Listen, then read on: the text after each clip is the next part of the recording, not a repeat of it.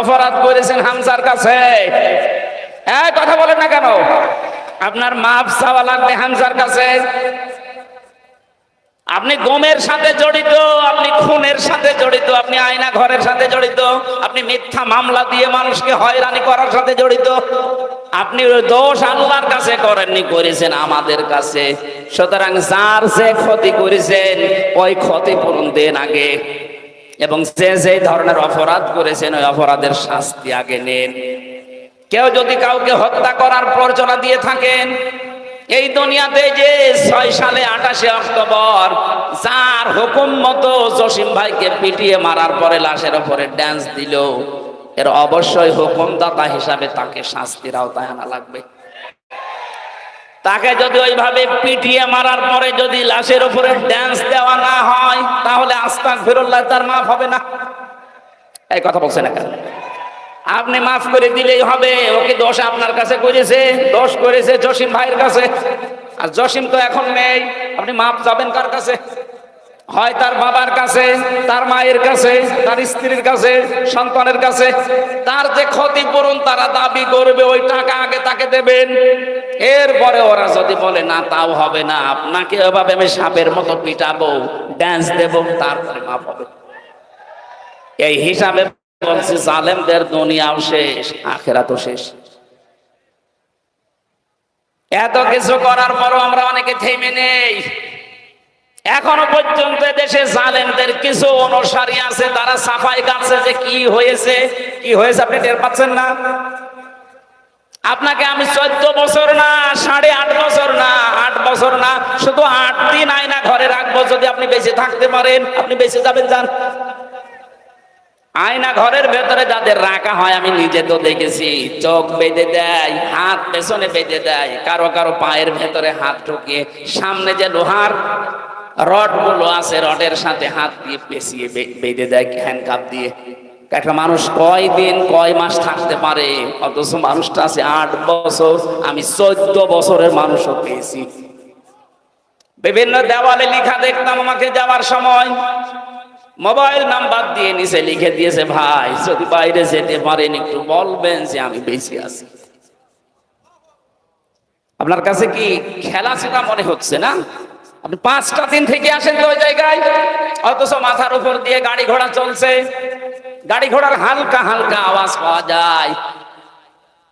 গাড়ি ঘোড়া চলছে, উপর দিয়ে মানুষজন চলছে, নিচে মাটির নিচে ঘরের ভেতরে একটা মানুষ কবরের মতো জায়গায় 8 বছর, 10 বছর, 14 বছর আটক করা আছে। একটা মানুষ কত বড় নির্দয় হলে এই কাজগুলো করার পরে মানুষকে জানায়নি, তাও যদি যাওয়ার আগে জানিয়ে দিত যে এখনো অনেকে আয়না ঘরে আছে, আপনারা খোঁজ করে নেন, তাও তো মাফ করে দিত মানুষ। চলে গেলেন, কিচ্ছু বললেন না। আমি যখন জেল থেকে বের হয়েছিলাম ওই সময় মনে করাম বলিস যে আমার আন্ডারে আমি যেগুলো দেখেছিলাম বলে দেই, তো শয়তানরা আমাকে এমন কঠিন ভাবে পানি পোড়া খাওয়িয়েছে, যদি কোনো কথা বাইরে লিঙ্ক করেন তা আপনার 14 বংশ সাফ করে দেব। কিভাবে বলবো বলেন? তাও বলেছিল আপনার বউ তুলে নিয়ে আনবো। কঠিন পরিস্থিতি তৈরি করে রেখেছিল আমার ওই রিমান্ডের ওই 10 দিনে। এইরকম নির্বাচন করার পরও আপনি বাইরের বিভিন্ন মানুষকে আপনি শোনাচ্ছেন যে আমি নির্বাচিত সরকার ছিলাম। আমার মনে হয় তামাম দুনিয়ায় যদি মিথ্যাবাদের তালিকায় কেউ পড়ে তো ওই পালানো মহিলা পড়বে। এত বড় মিথ্যা কথা বলে কি মানুষ? হাদিয়া তওফার কথা বলছিলাম। আজ যারা দায়িত্বে আছেন সবাইকে আহ্বান জানাচ্ছে, আপনি হাদিয়া তওফা করবেন ওই পর্যন্ত যতক্ষণ ওটা হাদিয়া থাকে। হাদিয়ার পরিবর্তে যদি ঘুষ এ শব্দটা আসে, আমিরে জামাত ডাক্তার শফিক রহমান ঘোষণা দিয়েছে, ইসলাম যদি দেশে আসে, আমাদেরকে আল্লাহ যদি কবুল করে জনগণের জন্য, ঘুষ কেউ চাইলে তার হাত ভেঙে দেওয়া হবে। আমরা তো এইরকম একটা দেশে চাই। এই কথা বলেন না কেন? ঘুষ চাইলে কি ভেঙে দেওয়া লাগবে? ফাইদা সরা রিশওয়াতান ফিদ্দিন ফালা তাখুযুহু, তোমরা গ্রহণ করবা না। লাস্তুম বিতারিকিহি ইয়ামনাকুমুল ফাকরা ওয়াল হাজা। কিন্তু নবীজি বলেন আমার আফসোস, আমার কেমন যেন লাগে, কারণ এমন সময় আসবে, এমন পরিস্থিতি তৈরি করে দেবে পৃথিবী, তখন তোমরা ঘুষ নিতে বাধ্য হবে। সেই পরিবেশ এই 53 বছরে ছিল। এই কথা বলে না কেন? পরিবেশটা এমনই বানিয়ে দিয়েছে, বেতন পায় 50,000 টাকা, বাসা ভাড়া 55,000 টাকা, তো করবে কি? এই কথা বলছে না কেন? আমি যে ওসি সাহেবরে পড়াতাম ওই সময় ওনার বেতন নাকি 32 ছিল 9 সালে, আর অথচ ওনার বউ, ছেলে আর মেয়ে 3 জন ঢাকা ধানমন্ডি যে বাসা নিয়ে থাকে, ওই বাসাটার ভাড়ায় 55,000 টাকা। আমার একদিন কথায় কথায় বলছিল, বললাম স্যার আপনার বেতন দিয়ে তো বাসা ভাড়াও হওয়ার কথা না, চলেন কি করে? আল্লাহ চালায়। কি আশ্চর্য, ওর বেতন দিয়ে বাসা ভাড়া বোঝে না, অথচ আল্লাহ চালাচ্ছে। এই যে ইয়ামনাকুমুল ফাকরা ওয়াল হাজা, তোমাদের প্রয়োজন এবং আনুষঙ্গিক বিষয়গুলো তোমাদেরকে বাধ্য করবে এই ঘুষ খেতে, হাদিয়া নাম দিয়ে। আলা ইন্না রাহাল ইসলামি দায়রাতুন, সাবধান, ইসলামের কাঁটা কিন্তু ঘুরতেই থাকবে, ইসলামের পাখা ঘুরতেই থাকবে। ফাদুরু মাআল কিতাবি হাইসু দার, উম্মতেরা যদি আমার এই কথা তোমাদের কান পর্যন্ত যায়, তাহলে তোমরা দুনিয়াতে কিতাবের সাথে থাকবে। কিসের সাথে? আরো জোরে বলেন, আলা ইন্না রিহাল ইসলামি দায়রাতুন ফাদুরু মাআল কিতাবি হাইসু দার, আলা ইন্নাল কিতাবা ওয়াস সুলতানা লা ইফতারিকান। রেকর্ড হচ্ছে বলে এই জন্য বলছি, নবীজি বলেন অতি শীঘ্রই এমন জামানা দুনিয়াতে আসবে, আমার উম্মতের ভেতরে হাজারো মানুষ এই কথা বলবে কোরআন শরীফ আর রাজ্য রাজনীতি আলাদা। এখন বলছে না, 15.5 বছরের বেশি বুঝেছে যে কোরআন শরীফ আর রাজনীতি আলাদা। এই কথা বলছেন না কেন? এই কথা বলেছে না? নবীজি বলেন এই কথা যারা বলে, আলা ইন্নাল কিতাবা ওয়াস সুলতানা লা ইফতারিকান, যে কোরআন শরীফ আর রাজ্য রাজনীতি এটা আলাদা জিনিস। ফালা তুফারিকুল কিতাব, তোমরা কখনো কিতাব থেকে রাজনীতিকে আলাদা করবা না। আর এইটাই বাংলাদেশ জামাত ইসলামী চাই। হাজারো আলেম এই দেশে আছে, কিতাব পড়ে কিন্তু রাজনীতি করে না। এই হাদিস তারা কোথায় ফেলবে বলেন? আমি আশা করছি হাদিসের যতটুকু ব্যাখ্যা বলেছি বাস্তবতায় আপনি মেলাতে পেরেছেন। আমার যেহেতু একটা সামনে তাফসির লিখে দিয়েছেন, আমরা তাফসির করার জন্য বসেছি।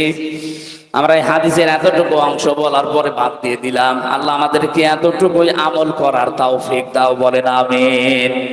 সূরা হুজুরাত থেকে 15 নম্বর আয়াত পড়েছি। আজকের আলোচনার বিষয় হচ্ছে সন্দেহ। এই সন্দেহ, এই শব্দটা আমাদের ভেতরে বাসা বেঁধেছে।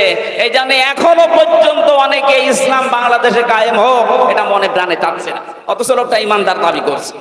এই সন্দেহ যেন দূর হয়, সেই জন্য আমি আজকের এই আয়াত পড়লাম। সূরা হুজুরাতের আয়াত নাম্বার 15। আল্লাহ রাব্বুল আলামিন বলেন, ইন্নামাল মুমিনুনাল্লাযীনা আমানু বিল্লাহি ওয়া রাসূলিহি সুম্মা লাম ইয়ারতাবু। আমি আল্লাহর দৃষ্টিতে এই পৃথিবীতে মুমিন বলা হয় ওই লোকটাকে, যে লোকটা আমি আল্লাহর উপরে ঈমান আনে, বিশ্বাস করে। ও বগুড়াবাসী, জবান যাদের আছে একবারে বলবেন তো আমরা ঈমান এনেছি না ঈমান পেয়েছি? আমরা কেউ এখানে ঈমান আনি নাই, সব আমরা ঈমান পেয়েছি। সাহাবায়ে কেরাম ঈমান পেয়েছিলেন না এনেছিলেন? তারা ঈমান এনেছিলেন। এই জন্য এটা টিকিয়ে রাখার জন্য জীবন দিয়ে দিয়েছে হযরতে বেলাল, তারপরে ঈমান ছাড়েনি। আমরা যেহেতু ঈমান আনি না, ঈমান পেয়েছি। বাবা মা দাদা এরা মুসলমান ছিল, ওই সূত্রে আমরাও মুসলমান।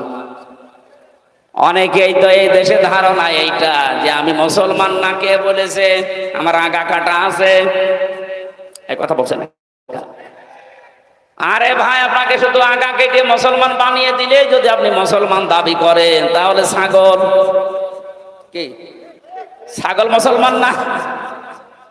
এই সমস্ত অনুষ্ঠানগুলো আজ অনেকে ইবাদত মনে করে পালন করছে, যে ছেলের মুসলমানই দেওয়া হবে। এই নিয়ম বগুড়ায় আছে কিনা আমি জানি না। ছেলের বয়স 20 বছর, তাগড়া ছেলে। কি গো চাচা, মুসলমানি দেন না?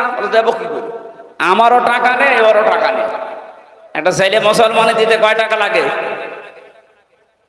নাকি এলাকায় মুসলমানি দেওয়া বন্ধ হয়ে গেছে? টাকা লাগে 500 টাকা দিলে গোড়া থেকে কিছু বাদ দিয়ে 500 টাকা, 200 টাকা দিলে আগে দিতে 4 বছর 500 টাকা লাগে। তার মানে ওর 50,000 টাকা লাগবে এখন অনুষ্ঠান করে টাকা তুলবে। এই কথা বলেন না কেন? শেষে এনজিওর কাছে, ব্যারাকের কাছে, ব্যাংকের কাছে লোন নিয়ে 50,000 টাকা খরচ করছে। 20 বছরের ছেলে মুসলমানি, 2 দিন মাইকিং করছে আমার ছেলের মুসলমান। লোকজন আসেও ঠিক, খাবারও খায়, টাকা পয়সা দেয়। শেষে দেখা যায় আরো 50,000 টাকা লাভ হয়ে গেছে।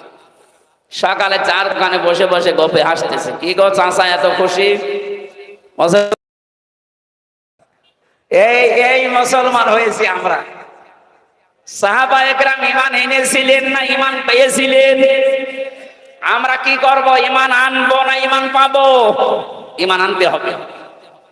আল্লাহর দৃষ্টিতে ওই মানুষগুলো এই বাংলাদেশে ঈমানদার যে মানুষগুলো সত্যি আল্লাহর উপরে ঈমান পেয়েছে না এনেছে? বলেন বলেন। সত্যি যারা ঈমান এনেছে, আপনি বোম মারলেও হযরতে বেলালের মতো তাদেরকে নড়াতে পারবেন না। আর যারা ঈমান পেয়েছে, ওদের বোম মারা লাগবে না, শুধু চোখ গরম করবেন, সব ভুলে যাবে। এই আয়াতের আগের আয়াতে এই কথাগুলো আল্লাহ দিয়েছেন।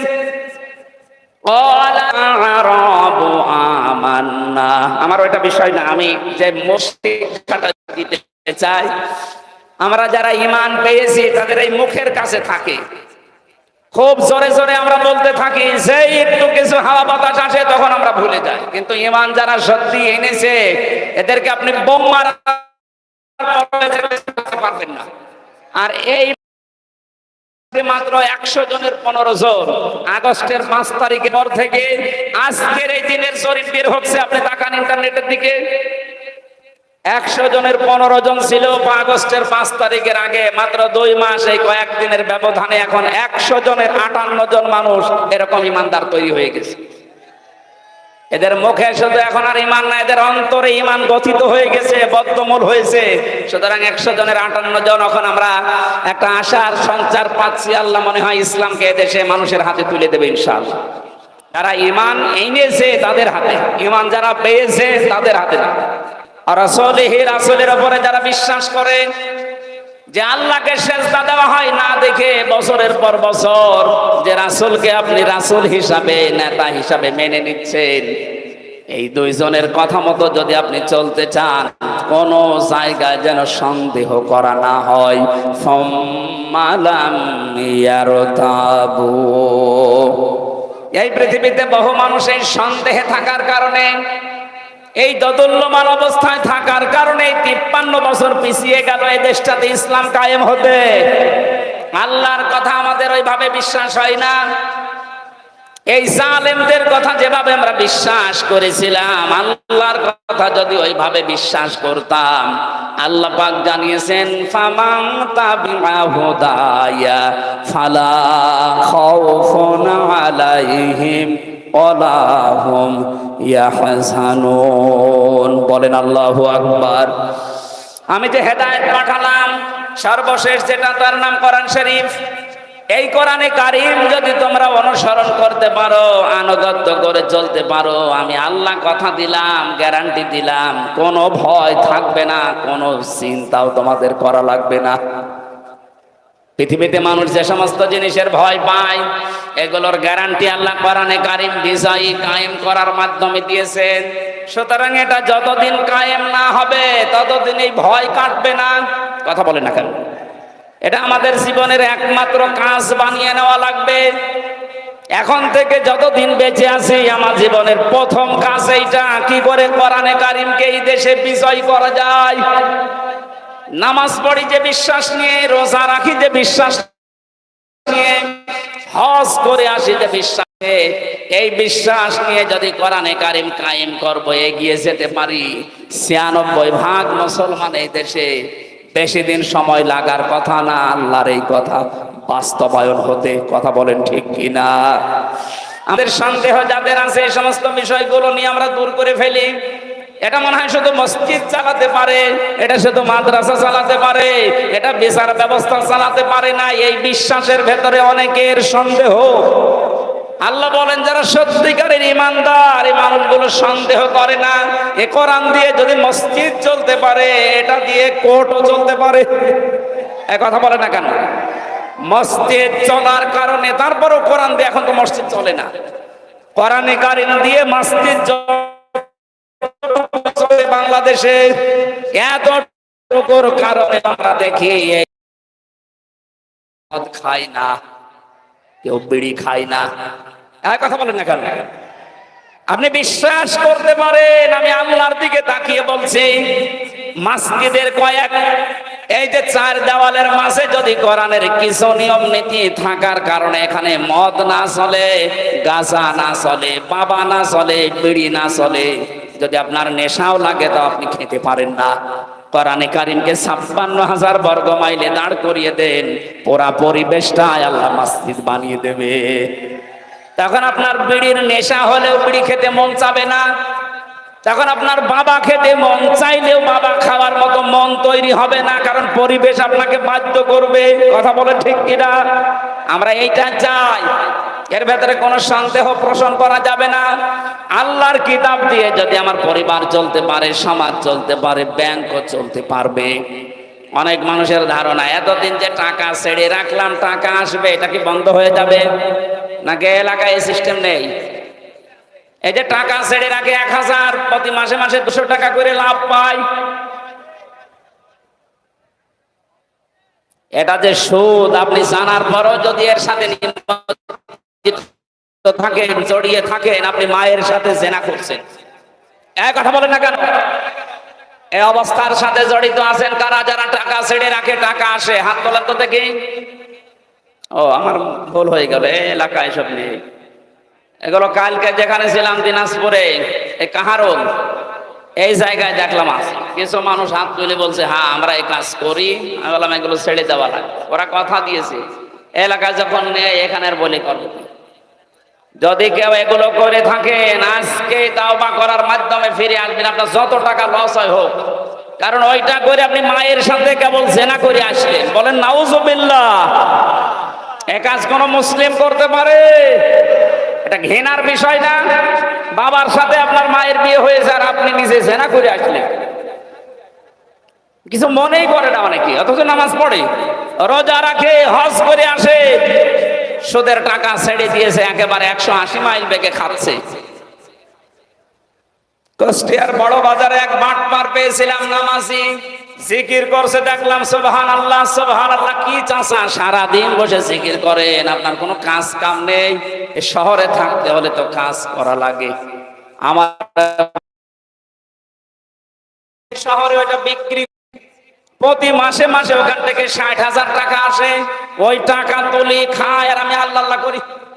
নাই তো সুদ হবে, কবিরা গুনাহ, আমি জানি সুদ খেলে কবিরা গুনাহ হয়, আমি জানি। এই জন্য টাকা আমার নামে না, টাকা তোমার শাশির নামে।